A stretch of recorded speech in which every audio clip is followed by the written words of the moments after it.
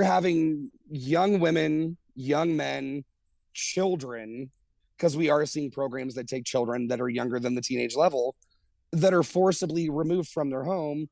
They don't know where they're going. They don't know what plane they're getting on. There is no information. Generally, they're going to be handcuffed or zip tied. Mm-hmm. And these programs promote, we'll transport them. If they resist us and we know there's going to be an issue at the airport, we'll transport them until they give in, and then we'll jump on an airplane. Hello, hello, and welcome back to She Persisted. I'm so excited you're here today. Quick disclaimer, all statements in this episode are opinions. The purpose of this episode is not to target or attack certain organizations and individuals, but rather ask the question, how can we ensure ethical, evidence-based, compassionate mental health treatment for all teenagers? With that, let's dive in.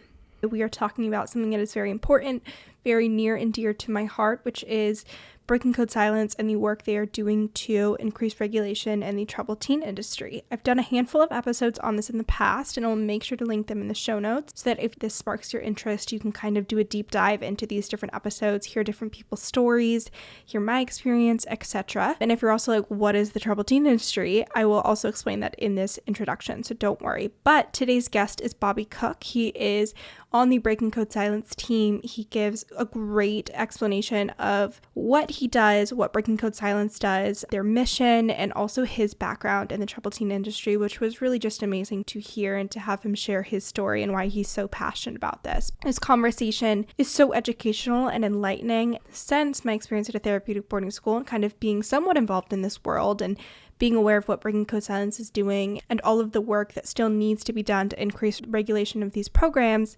I've wanted to have someone from Breaking Code Silence on She Persisted because they are at the forefront of this work. They are so educated and insightful. So I emailed.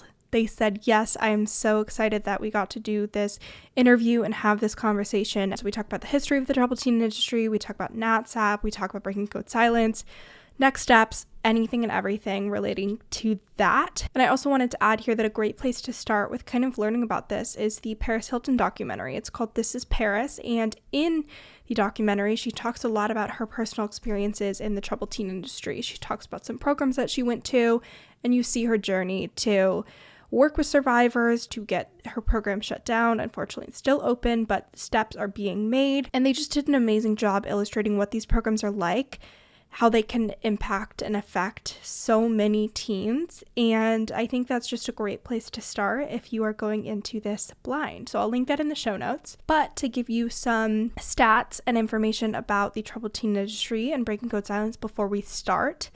So the troubled teen industry, specifically in the US, is a network of privately owned programs. They're often wilderness-based residential treatment centers, therapeutic boarding schools, group homes, boot camps, and faith-based academies that are marketing behavioral change and mental health treatments to parents. And the difference between these programs in the troubled teen industry and programs like 3 East at McLean Hospital, which is where I went to residential and I speak so highly of, is the lack of regulation and the lack of evidence-based treatment and the lack of communication and also the very much so illegal and unethical things that happen here at these programs, which we will dive into in this conversation. I do want to add at the beginning of this episode that mental health treatment and mental health care works. It changed my life. It saved my life. I am so eternally grateful to 3 East and McLean Hospital and the wonderful collection of doctors and therapists and team members there for using evidence-based dialectical behavioral treatment, for working collaboratively, for involving my family, and for getting me the help and support that I needed when I was truly at my lowest point. Therapy works. Mental health treatment works. It's an amazing resource. And that's why it's so important to regulate these programs, because the last thing you want is when you finally get the strength and the courage to ask for help. And then you start to pursue that help when you are met with unethical, ineffective, and sometimes more traumatizing treatments.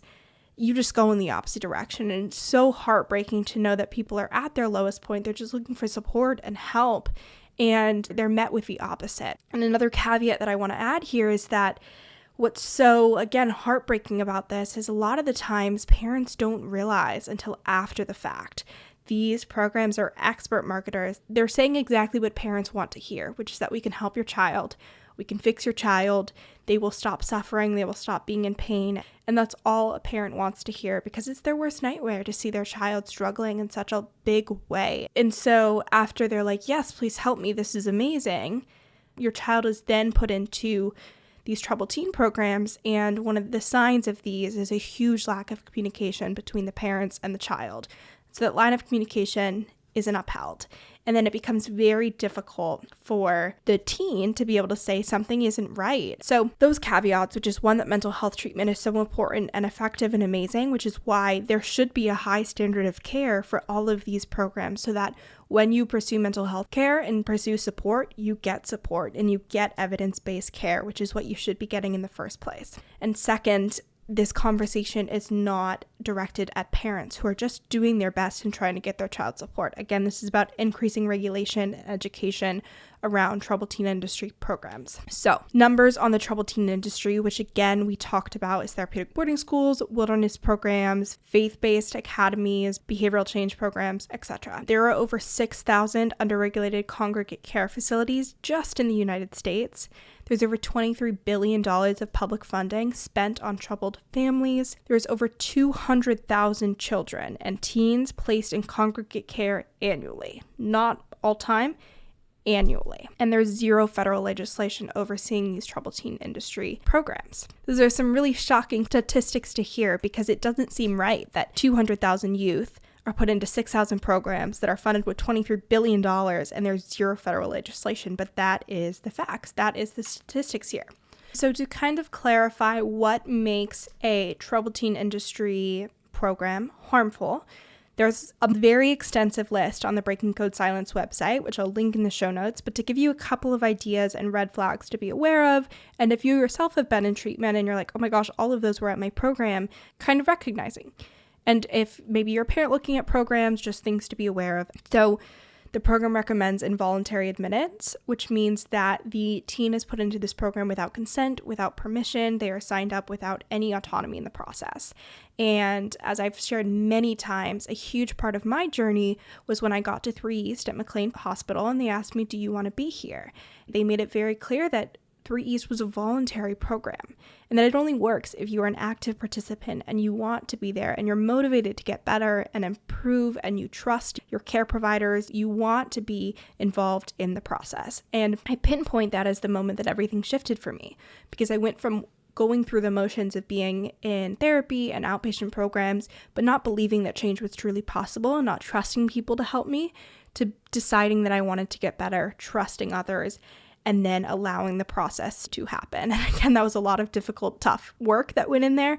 So that's kind of the difference between an involuntary admittance, where your parents sign somewhere on a dotted line and you don't have any role in the process, versus being very involved and having your autonomy over yourself and your healthcare. The second one to mention is that the program recommends forceful transportation or escort services. This was referred to during my time in the troubled teen industry as gooning, and I've never been gooned, thank goodness. I can't even imagine how traumatizing of an experience this is, but basically your parents or your guardians hire a transport service and you're woken up in the middle of the night to kind of catch you off guard, and you're physically transported from your home to the program. And if anyone's woken up in the middle of the night by strangers in your room, many of these teens are like, I'm being kidnapped, I'm being taken, and you're screaming and crying for help. And most of these transport programs legally require a parent to watch. So you're watching your parents watch you get kidnapped and being taken across the country or to a different state without knowing where you're going, and again, having no autonomy or control over this process. A third thing is that the program is not state licensed, accredited for at least 3 components, which is educational, mental and behavioral health, and residential. A really great example of this, and at the end of this intro, I'll kind of give a really brief overview of my experience in the troubled teen industry, is basic educational things. At the therapeutic boarding school I went to, one of the reasons why it was so attractive to my parents and me as well is that I could continue my education. Pursuing mental health treatment comes at a huge cost, especially if you are a teen and you're supposed to be in high school or college. And so to be able to go to school while also getting mental health care was a great idea. But because the school really wasn't adequately accredited, my science teacher in my sophomore year of high school didn't have a teaching license. His only experience was he was a pre-med student in college before he dropped out and joined the forestry service. And so if there's a red flag there in the educational sector, it's only an indicator of how unaccredited and unlicensed other areas within the program can be. The fourth one is that the program uses a contract with terms that ask the parent to sign over their custodial rights or agree to not report child abuse. So what that means is that when you enter these programs, your parents give up their custody of you. And this was something that happened to me when I went to the therapeutic boarding school in Montana. When I started my 14 months there, my parents had to sign a document. You couldn't enter the program without doing this, where they signed over 51% of my custody. So my parents weren't responsible for me. This corporate organization was. Actually, I think the person that legally had responsibility for me was the tech guy on campus. And so, like I just shared, my experience at McLean Hospital was amazing. And they never required my parents to sign over 51% of custody. I had much more intensive and extensive mental health care at McLean, and that was never something that was required. That is not a standard of care for medical care, for mental health care, to give up custody and give it to a program. The reason that they do this is that they can make all decisions on your behalf. You don't have to give consent for things. They can give consent. And so that is a huge red flag. No program should be requiring that because it's not a standard of care and it's not necessary. The next one is that the program employs mostly uneducated or undertrained staff to handle the majority of the day-to-day care of the children. While there might be one or two therapists on staff, your child or you are probably only seeing that therapist, a couple hours a week? My experience was that 10, 12 hours a day, the entire weekends, overnight, I was with high school educated staff members with no experience in the mental health field. And so when we were in a crisis, when we were really struggling, when there were really real behavioral challenges occurring in these teens, the people that were handling it were undereducated and undertrained staff members. And that again is a huge difference at McLean. People that are teaching skills and that are the day-to-day people that you are interacting with. Most of these adults were pursuing a degree in psychology. Potentially they had other experience in the mental health industry. They were extensively trained. They knew DBT like the back of their hand so that they were trained and equipped to handle a crisis mode. There was always therapists on staff. The therapists were there 10 to 12 hours a day, meeting with other patients, doing other things. Really a huge 180 from the therapeutic boarding school. The second to last thing that I'll mention, and again, there's like 15, 20, maybe even 30 of these that you can look in depth on the Breaking Code Silence website. But the second to last one is that the program only allows monitored or limited telephone communication with parents. When I was at this therapeutic boarding school, you were not able to have phone calls with your parents until you reached the third level. And for most people, that was like 3 to 6 months of being at this program. And when you did earn that privilege, the privilege that you were earning was a 5-minute supervised call once a week. This is hugely abnormal for mental health care. Whenever I was in a psychiatric ward, whenever I was at McLean, there was open access to phones. Of course, there are certain limitations sometimes, like when I was at McLean, we created an approved list, and I was involved in that process. It was like, these are friends that are really healthy and supportive, and that I will call, that I know will be effective in my treatment journey. And these are family members, and this is my parents' number, and I could call them as many times a day as I wanted. And of course, they were like, Sadie, we're not going to answer if you call us 12 times a day. Normal. Parents, I don't blame you. But that was an option.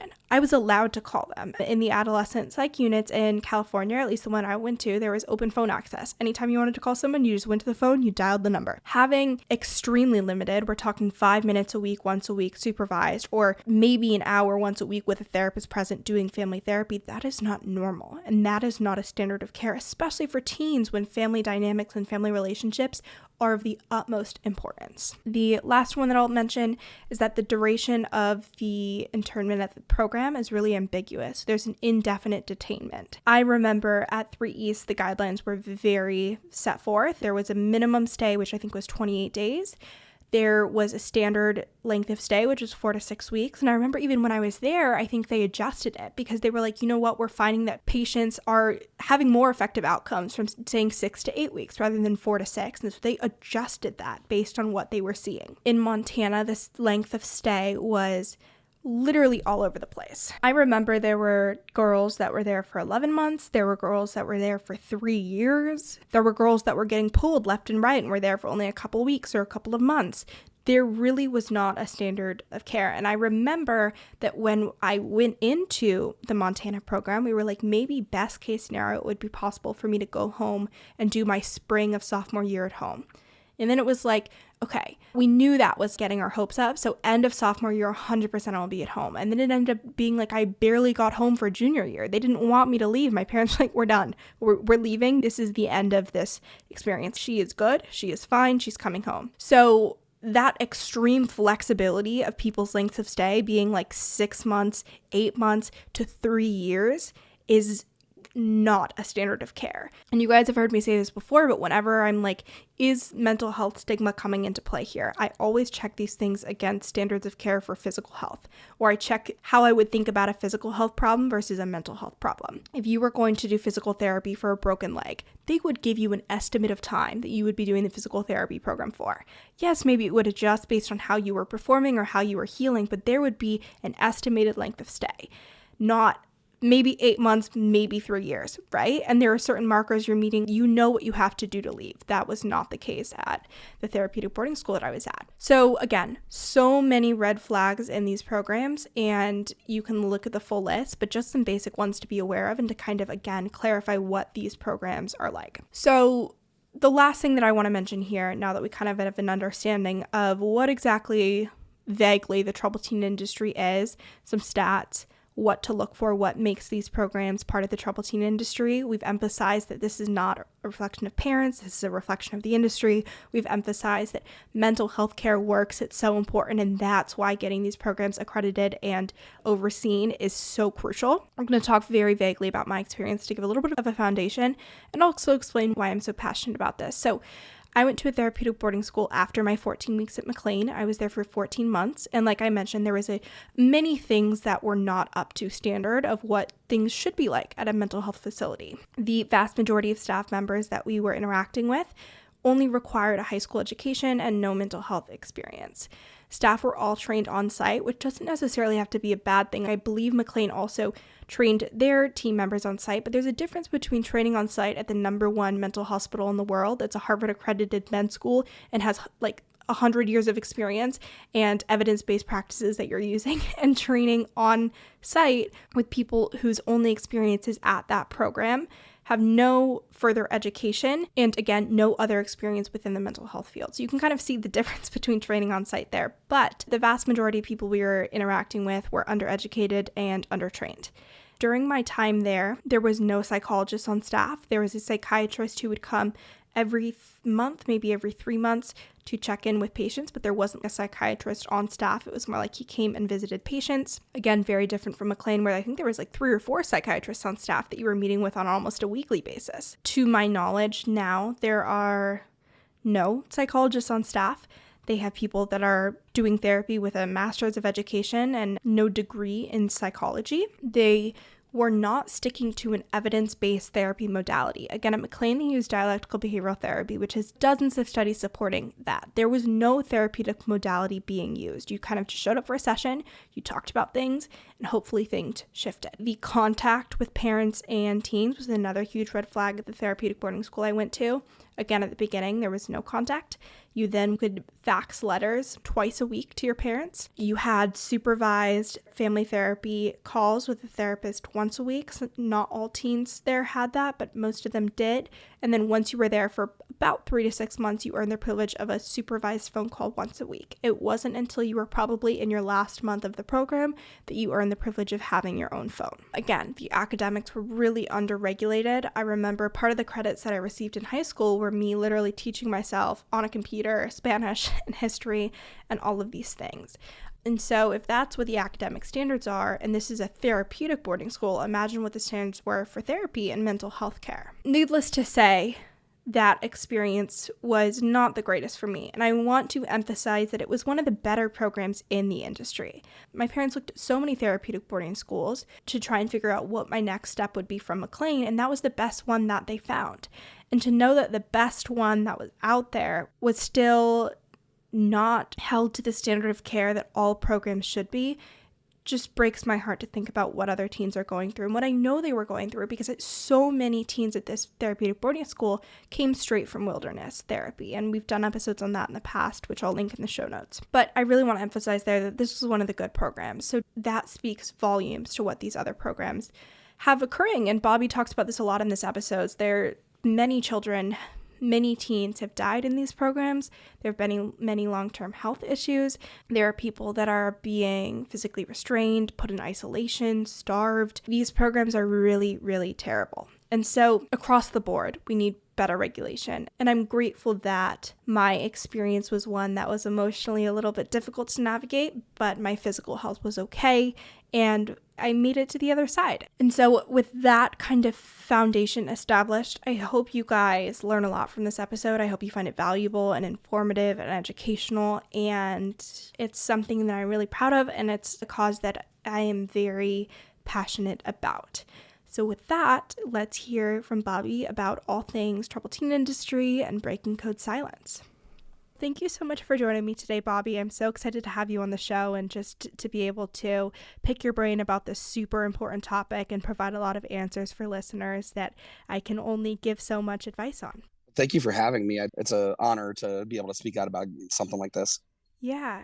So to start, can you tell me a little bit about your background and how you started working with Breaking Code Silence? Yeah, so in 2002, I was sent to a facility in Dahlonega, Georgia called Hidden Lake Academy.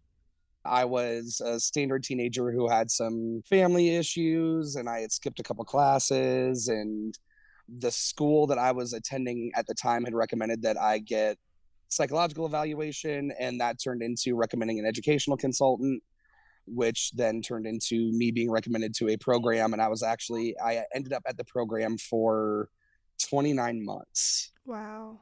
And so after I left that program, I spent a lot of years with people not believing me about my story and about the things that happened within those facilities, the traumas that we experienced, the abuse that we saw and experienced ourselves. And about 2 years ago, a close personal friend of mine who I was at the program with introduced me to a group called Breaking Code Silence.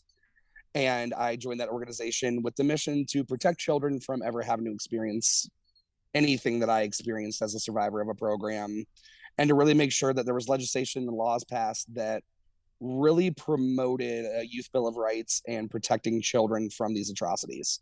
Yeah. And so that my role just grew with the organization, and I'm now currently the COO and executive director with Breaking Code Silence and trying to promote that mission and really protect those children.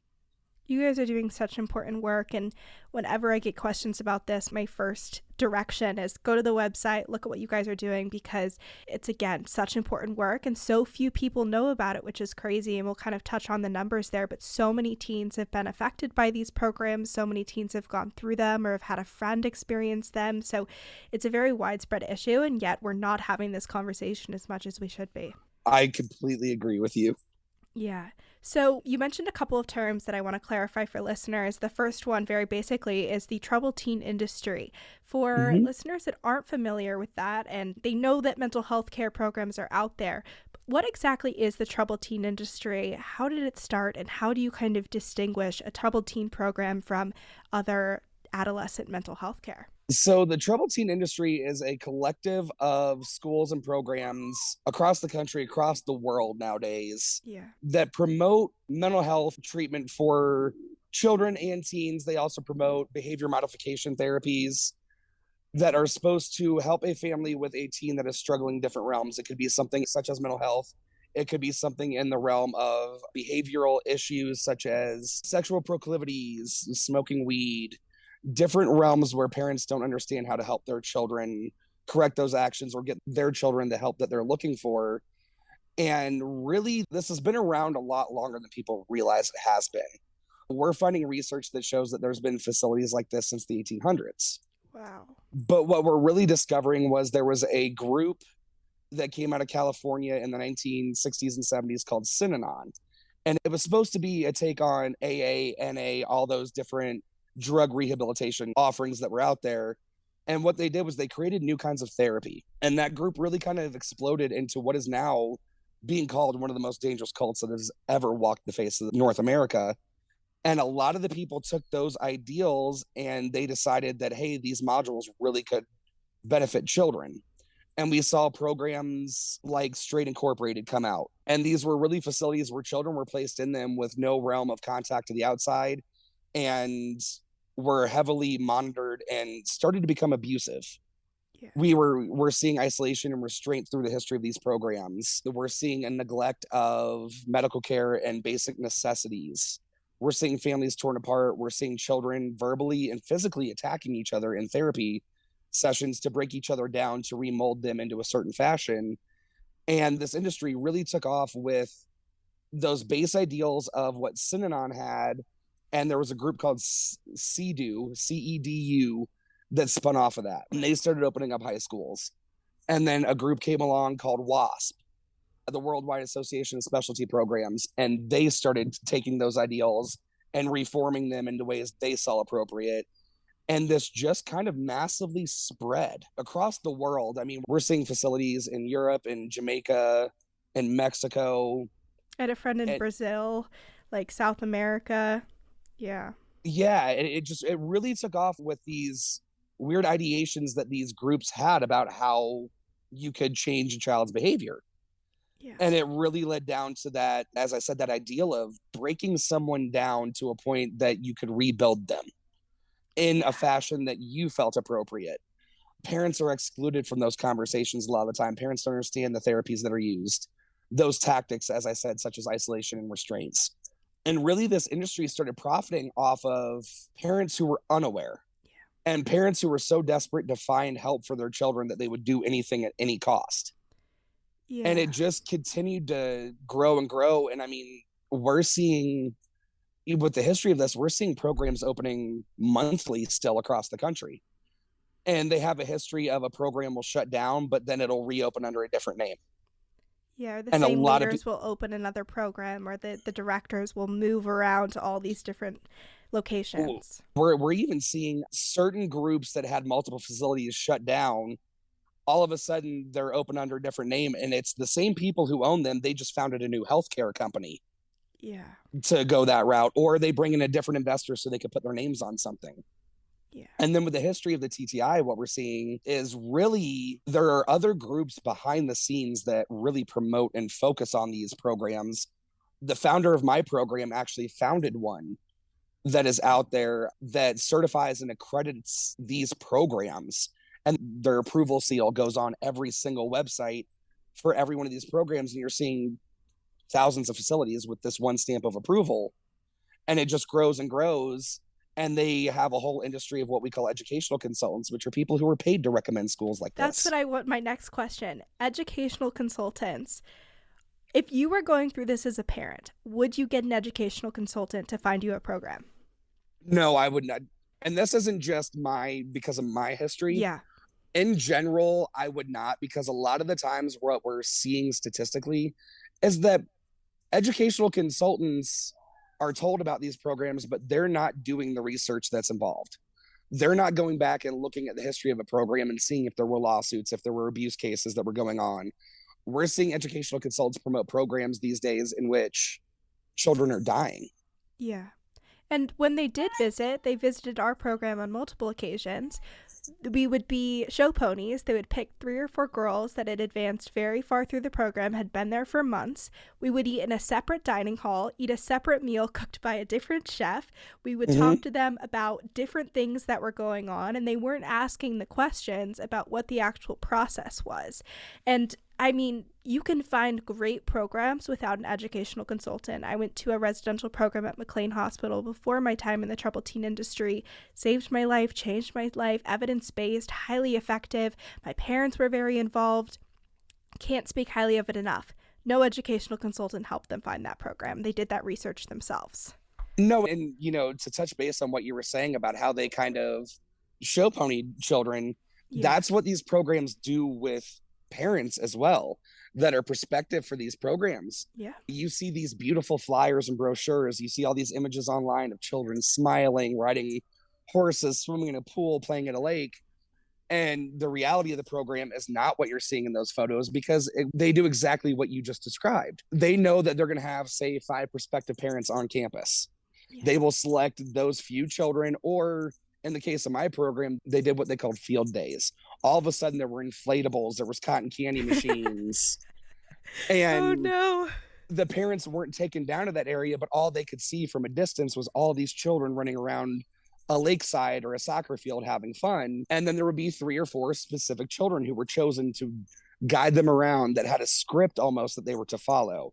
And Yeah. certain questions we were told to direct them to other people. We were not allowed to answer specifics on what our therapy was like. We could only answer specifics on what's your daily schedule. I wake up at 6 a.m. We clean our dorm rooms, we have breakfast, we go to school. After school, there's activities, we have dinner, we have study hall, we go to bed. On the weekends, sometimes we watch a movie or we go down to the student center. Yeah. And that was our script. And they do that with the educational consultants as well as the parents, just so there is no liability from them coming from a future prospective parent or educational consultant that says, hey, maybe something's wrong here. Yeah. You guys know I am a sophomore at the University of Pennsylvania, which means that I am constantly studying and preparing for tests and doing readings and all of the things. And it takes a lot of focus and requires me to be as effective and productive as possible so I can also do the things I love, like the podcast and work and all of these other things that also take attention. And I feel like I have added the perfect hack to my morning routine, and that is Magic Mind. You might have heard me talk about them before. I love it, especially for days when I have a lot of classes or I have an exam coming up or it's midterm season, because rather than drinking multiple cups of coffee and feeling all anxious and shaky from the caffeine, I can add a shot of Magic Mind with my coffee. I drink it at the same time, and I get all the benefits of focus and productivity without any of the anxiety or caffeine crash.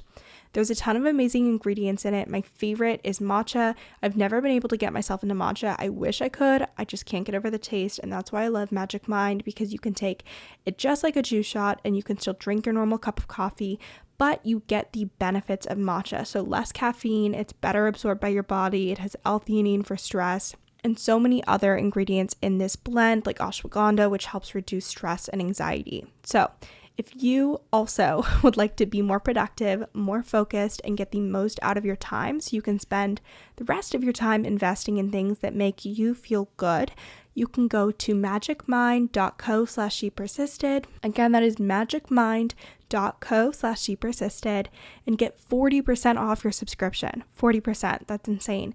So use code shepersisted for 40% off for the next 10 days. So to put some numbers to this, how many teens are within this industry? And it's very profitable, which I think a lot of people don't realize. So if you could kind of give some numbers to listeners about how many teens are either currently there or have gone through these programs, and then how much these programs are making as a whole from profiting off this very vulnerable population. So what we're seeing statistically is right now there's upwards of probably 2,000 programs that are up and running right now. Student wise, children within the programs, we're seeing anywhere from 150 to 200,000 children Wow. being affected at these moments. We cannot even begin to put a number on the amount of children that have been through something like this. Yeah. After 20 years of being outside of a program and being part of different survivor communities, some of these communities that are on social media have 7,000 members, some of them have 30,000 members. The history of these programs, how long they've been running, we really can't put a number to how many have been through a situation like this. But when you talk about the profiting that these programs are making, it depends on what realm you're talking about the profit coming from. There's multiple avenues that these programs make money. They make them off of parents who have the money to pay cash. That is one way that they market this. They use healthcare insurance, and they have gone now as far as to using TRICARE and military veterans health insurance to help Wow. pay for these programs. The federal government and the juvenile court systems have paid into these kind of systems, because when you have a child in foster care that's struggling, that's sent to one of these programs, or a child that's court ordered, the government or the state ends up paying. And right now, tuition, it drastically ranges. But I mean, we're looking, if you're talking about a residential treatment center, it could be upwards of $12,000 a month. It could be some programs charge something like $40,000 a month. Yeah. If you're looking at a wilderness program, which is a whole different realm of this industry, of a wilderness therapeutic treatment where children are gone for 70 or 80 days hiking out in the woods, that could cost a parent upwards of $1,000 a day. So talk to me about wilderness programs, because I feel like that is one of the most common first points of entry into this industry. What exactly is a wilderness program? And to your knowledge, is there any research supporting wilderness programs and positive outcomes for these diagnoses? That's a great question. So when looking at wilderness programs, what the ideal is, the model we're finding really started in about the 1940s in Texas. Mm-hmm. There were other models that really tried to prove how effective this was that came out of places like BYU in the 60s. Yeah. Of course it's But BYU. It's always BYU. My school is run by Mormons. the religious tie, and especially the realm of Utah, it's massive. Yeah. The model is supposed to be you strip a child of all conveniences. Mm-hmm. They don't have access to email or television or cell phones, social media. Showers is a big one. Food's a massive one. Medical care is the other big one. But what they do is they really promote this ideal that we're going to take your child out. We're going to strip them of those conveniences. We're going to teach them how to take appreciation for those things that they no longer have. And we're going to do therapy with them on a daily basis. Well, that therapy is consisting of hiking all day long. I mean, we're not just talking like a mile or two. We're talking 13, 14 miles. We're talking that they're carrying backpacks that have 70 or 80 pounds in them. So some that of them, they have to build their own backpacks with tarps and sticks. Yes. There was one associated with my program that also shut down where they actually forced the children how to learn how to make a raft out of their backpack so that they could safely cross a river. Okay. But what we're seeing is that when they're doing all this hiking, the children are malnourished. They're not getting the appropriate amount of water. The food is very basic. It could be something as simple as just a bowl of rice. It could be something towards the effect of a ready-to-eat meal. Yeah. It all depends. But we're seeing evidence now of programs where the children don't even have correct hiking boots. They're wandering around in rubber flip-flops in the desert in the middle of the winter because their feet need to breathe after they have boots on. And they're being told that if they want to eat and they want to have a hot meal, figure out how to start a fire with sticks. Yeah. They've taken this back to a very primitive level. But then in return, they are padlocking these children's tents at night and putting motion alarms on them. So these children aren't allowed to get up to go out to the bathroom in the middle of the wilderness. They're basically handed a jug and said, here's your bathroom. I know that you're in a tent with someone else. Privacy doesn't matter. They strip you of all basic rights as a human, but also as a child. And they're really, really pushing this. And as I said, these programs are costing parents upwards of $1,000 a day. And they're promoting things nowadays such as technology addiction. We've found a program that is taking children as young as 8 for sexual addiction. Wow. And then they promote, and this goes hand in hand with not only the residential treatment facilities, but also the wilderness facilities that we're seeing. They'll tell a parent, your child, 90 days, we'll have them fixed. At the end of 90 days, they're coming back and saying, you know what, there's still some issues. We need to keep them another 90 days. Well, all of a sudden, your child's there 7 months instead of a month and a half. When it comes to residential treatment facilities, we're seeing the same conversation. Your child hasn't done the therapy like they're supposed to. They haven't moved up the levels they need to, so they need to stay here longer. And they will continue to keep a child as long as insurance is paying or the parents are willing to pay the cash. Yeah. But on the flip side of it, the parents don't realize the expenses aren't only what they're paying for tuition. Programs are now coming and saying, hey, there's this therapy. It wasn't included in tuition. We need you to pay for this. Oh, hey, by the way, a bottle of body wash that, is a Suave brand is going to be $40 to you instead of the $1.85 that it costs at Walmart. Yeah. And parents aren't seeing those costs associated until well after the fact. What about children that are referred from wilderness programs to therapeutic boarding schools owned by the same company? You get hooked for 4 weeks, you're like 90 days in the woods, but then they're like, no, 12 months at this school. Oh, that's one of the most common practices that is out there in this industry. Yeah. Is every one of these schools has an association with some sort of psychologist, some sort of consultant, and then they're tied somehow to one of these wilderness programs so that if the child is being too extreme within the residential treatment center, there's a wilderness program that they can go to. It happened multiple times at my school. It's a real thing. Yeah, I mean, well, at my program at Hidden Lake Academy, the wilderness program was less than half a mile on the same property. Oh my So God. if you were acting out too much, you were just sent down the road across the bridge into the woods to a program owned by the same school. Wow. And that's just such a common practice that we're seeing, is this back and forth, because all it does is it keeps money flowing back and forth into this system. And Yeah. we're talking that this is an over $1 billion industry. Yeah. They're really finding any aspect they can to make that money. So if they partner with a wilderness program, it's, well, if we refer them, is there a cut that they're receiving? We don't know. We're not seeing those statistics because they're hiding those things from us. Yeah. We have our suspicions. Yeah. You also don't see this in adult mental health care. Never No. would an adult be put in the woods without their consent, because that like agreeing to participate is so crucial in adult mental health care. That's not there in teens. You don't have to consent. And also, like you mentioned, they're telling these very vulnerable parents exactly what they want to hear, which is, we can help you. We have the solution. We know your child is in pain, and we can solve this problem for you, which is what makes this so saddening, is so many parents don't realize what's going on at these programs. Well, no. And I mean, the other realm that you don't see in adults, or with adults necessarily, is something else that's not as talked about within this industry.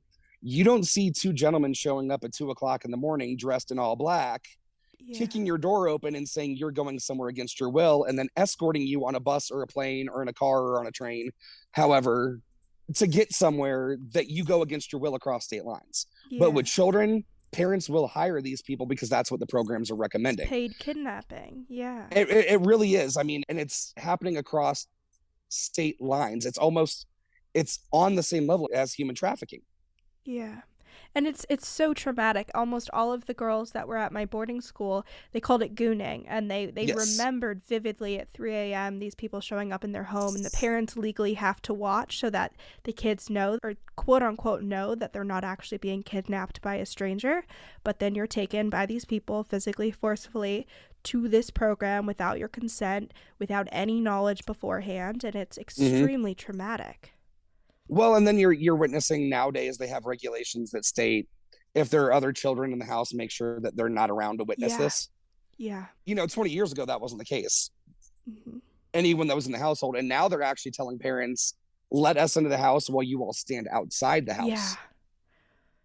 And you're having young women, young men, children, because we are seeing programs that take children that are younger than the teenage level, that are forcibly removed from their home. They don't know where they're going. They don't know what plane they're getting on. There is no information. Generally, they're going to be handcuffed or zip tied. Mm-hmm. And these programs promote, we'll transport them. If they resist us and we know there's going to be an issue at the airport, we'll transport them until they give in, and then we'll jump on an airplane. Yeah. We're so intimidating that a child will give in soon. Believe me, with the size that we are, this child will give in very shortly. We're seeing that constantly as a promotion for these programs.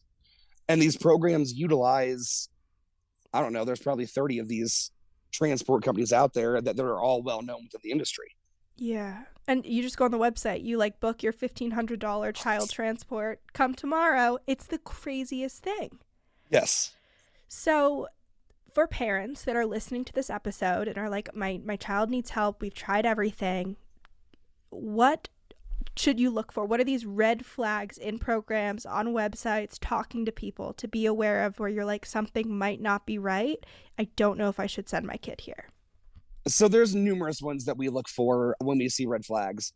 First and foremost, if you talk to a school and they tell you that there's going to be limited communication with your child at the beginning of their program, that is one of the most major red flags. Yeah. Communication is one of the highest levels of control that they have, because they will monitor every word a child says to make sure that the child is, quote unquote, not manipulating the parents into getting out of the program. Also, if something extreme has happened, like a child goes to the hospital, a child has died, they don't want that information getting back to the parents. So they will control what is said. They will cut off communication, or they will say, you can't call your child. You can only send them a letter. And they read these letters back and forth. I remember, so when I was in a mental hospital, or when I was at McLean, I called my parents 3 times a day. We would check in, we would chat, we have therapy. I just wanted to say hi. I could call them. I could call friends if they were approved and healthy contacts. We had open access to a phone. When I went to the school in Montana, not only were you not allowed to call a parent until you were on the third level, which sometimes took kids 6 months to get to. If you Right. were granted a social call, say for a birthday, it was supervised. I remember just getting on these phone calls and sobbing and Hmm. refusing to ask to leave, because I was told if you ask to leave, you haven't accepted the program. That's a red flag. You'll get put back on an earlier level. But then once you did get on the third level, you got that social call. It was 5 minutes, monitored once a week, and that was all. Within my program, I think I was 3 minutes of a phone call a week, It's crazy. monitored. I was allowed to talk to at the beginning, I was only allowed to communicate with my aunt and uncle, who were my guardians, who had sent me to the program. Yeah. About 4 months in, I was allowed to email on monitored communications to my mother and my grandparents. And then it was like 16 months in, I could have two approved friends that I could talk to. 20 months in, I was allowed to see those friends when I went home for a visit. Which are, those are the other red flags you look for when they tell you that you're not allowed to see your child for months upon months upon months. Red flag. I The was at child's McLean. My parents flew out every weekend. We spent the night together. We'd go and practice building our relationship. That was essential in moving forward in this program, because that family relationship was so crucial and pivotal in recovery. I think I was a year into the program before I was allowed to go outside of the city limits of where my program was with my parents. And my Yeah. parents only lived 45 minutes to an hour down the road. Yeah. And they still had no access, because leading into one of the other big red flags, if a program asks you to sign over 51% of custody. or give power of attorney over the child, massive red flag. That's like if you went to get your appendix out and the hospital said, I'm sorry, actually, this random person in accounting is going to need to own you for the next 48 hours while we do this procedure. That would not happen. And yet this corporation owns me for 14 months. Exactly. And what they do is they'll tell the parent, oh, you have the right to remove your child. But if you do, well, like all the tuition you paid and all these things that you paid, we can't refund anything.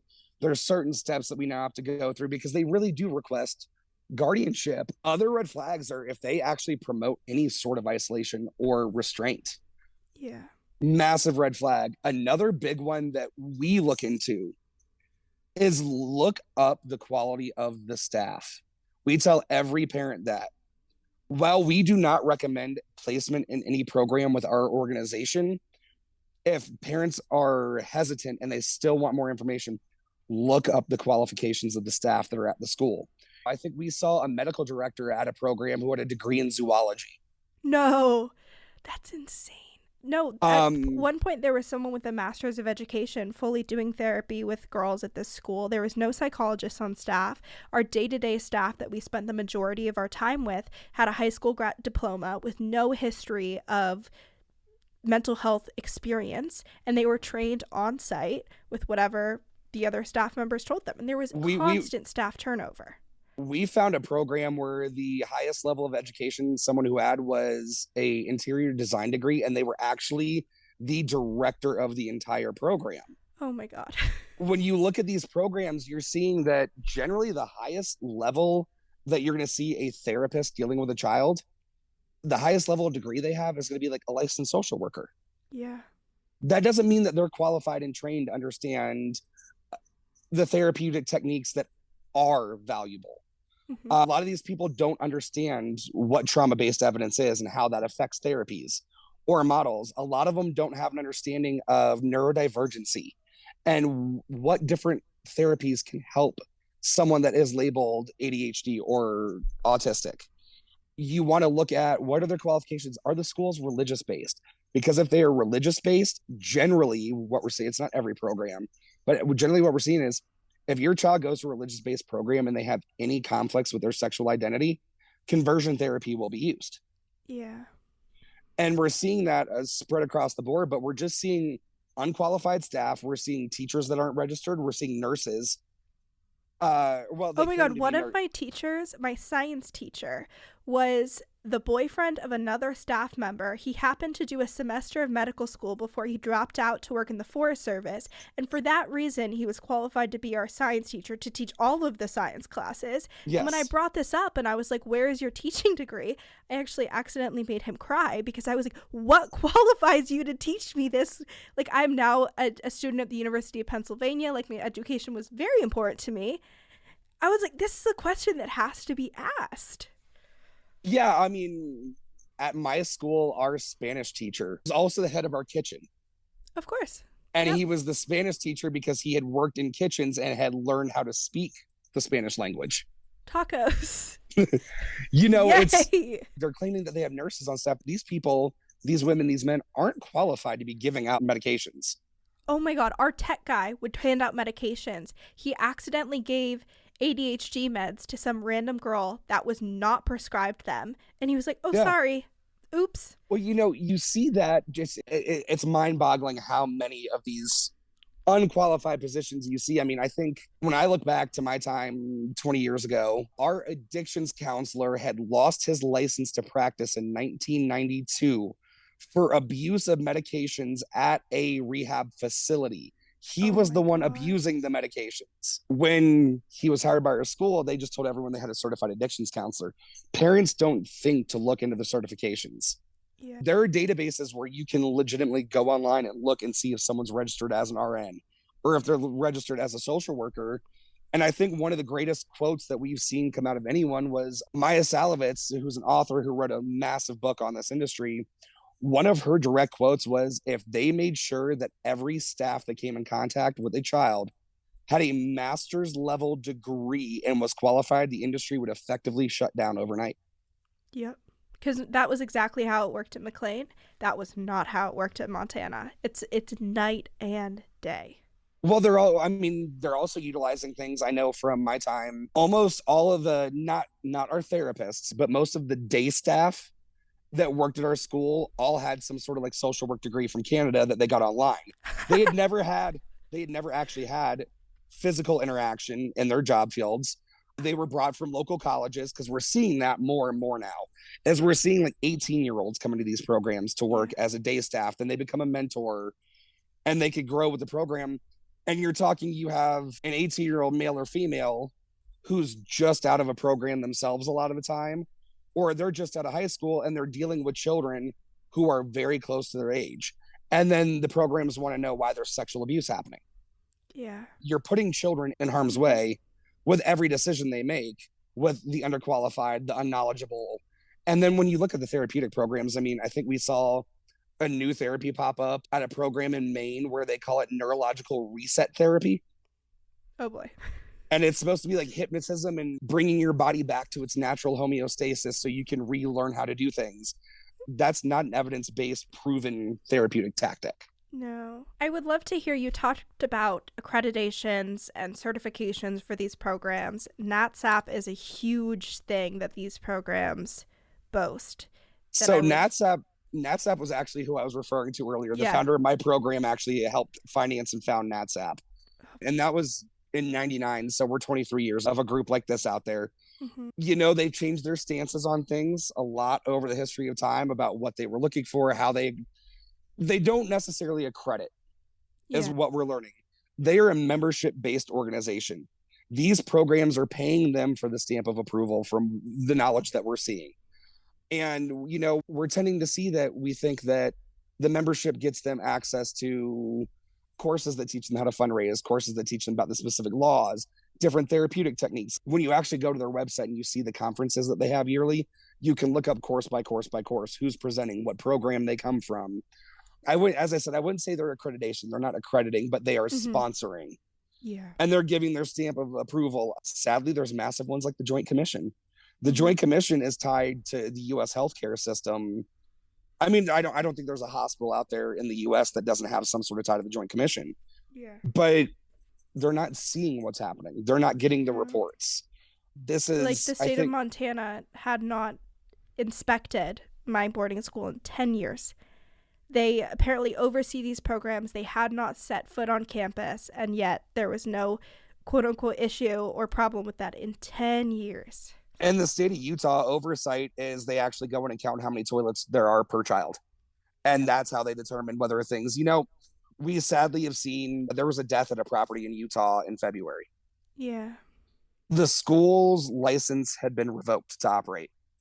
They appealed it. The state said, we're going to have a hearing. This past Monday, there was no hearing. The state settled with them and said, oh, we'll give you some governance. You can keep operating. Well, you've had a child die. You've had one that's been in news about massive neglect for medical care. And, the government doesn't see these things. They don't have enough proof coming out Yeah. because all of us children from these programs can say what happened to us, but our records aren't showing that. That's even if we can get records, because most of us cannot get our records from the state. I can't even get my high school transcripts. My school was not certified legally by the state as an educational center. I no longer have high school transcripts. Wow.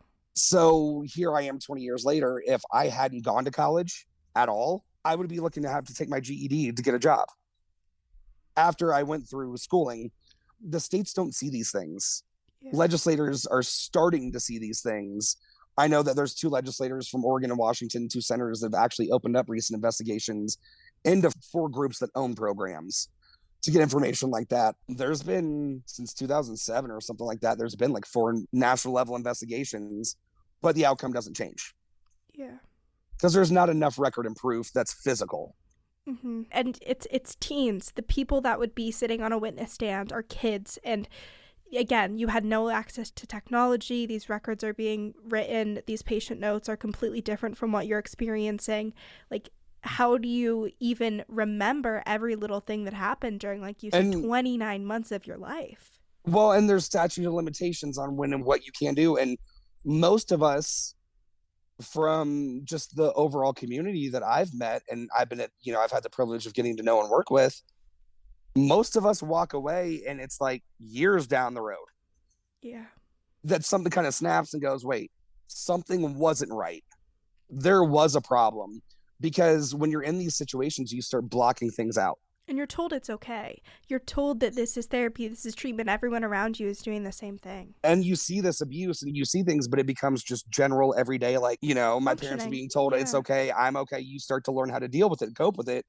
But a lot of us block out any recollection. And then all of a sudden it's 12 years later, someone says something and something snaps in you, you're triggered. Yeah. And by that point, it's too late to get the justice you deserve. And for me, a big fear, I got out of that program when I was 16, 17, something like that.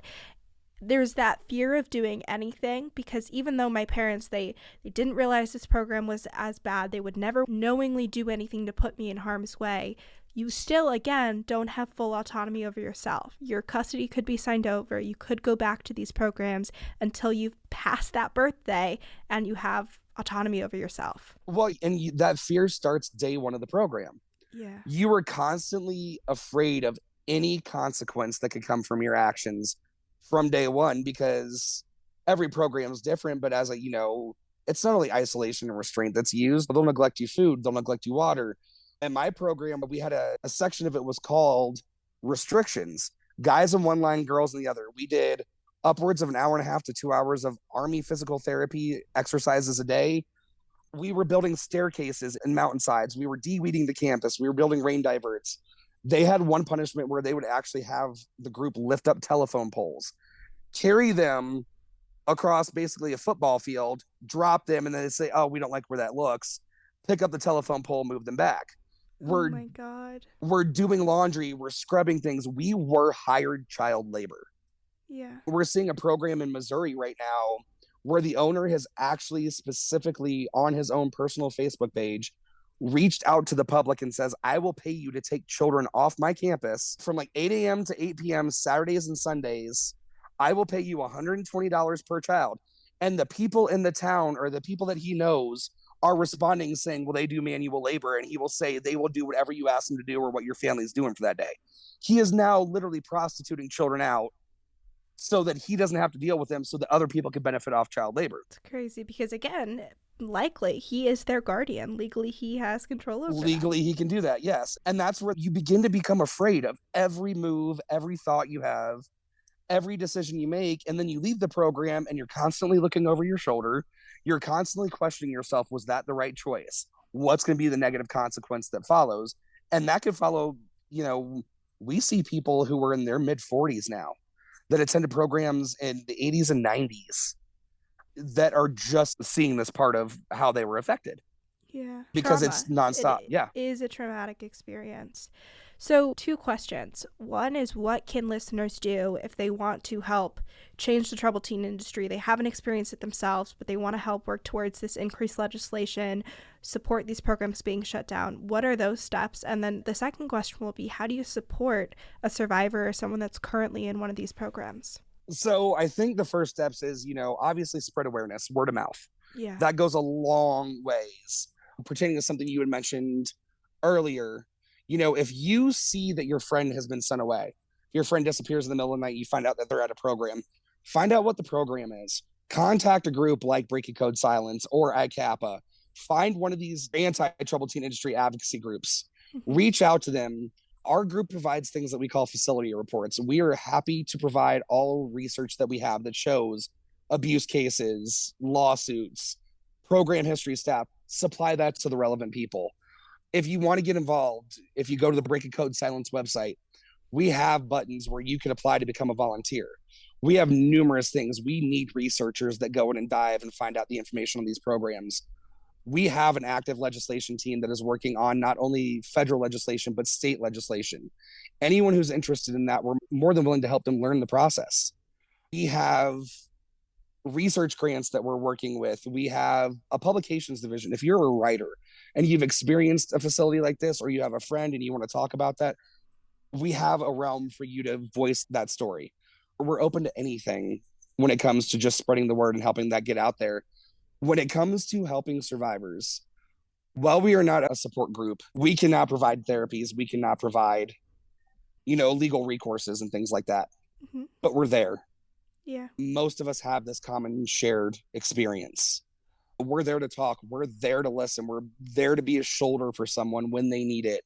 We're a group of, the way the organization exists right now, I am on the phone with my team daily, and we will be business, and then something comes up and everything gets put to a stop so we can listen to someone because all of a sudden something happened. Something reconnected. They reconnected to something. They were triggered by something. We're there to listen and support. We're there to help point you towards resources.